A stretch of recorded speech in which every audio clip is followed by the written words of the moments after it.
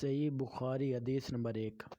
میں نے جناب رسول اللہ صلی اللہ علیہ وسلم سے سنا، آپ صلی اللہ علیہ وسلم فرما رہے تھے کہ تمام اعمال کا دارومدار نیت پر ہے، اور ہر عمل کا نتیجہ ہر انسان کو اس کی نیت کے مطابق ہی ملے گا۔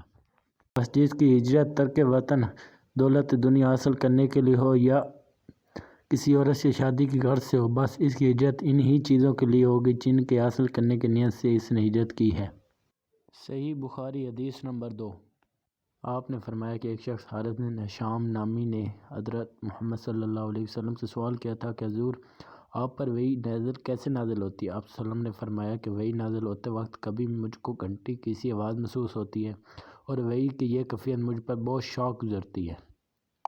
جب یہ کیفیت ختم ہوتی ہے تو میرے دل دماغ پر اس فرشتے کے ذریعے نازل شدہ وحی محفوظ ہو جاتی ہے، اور کسی وقت ایسا ہوتا ہے کہ فرشتہ بشکل انسان میرے پاس آتا ہے اور مجھ سے کلام کرتا ہے، بس میں اس کا کہا ہوا یاد رکھ لیتا ہوں۔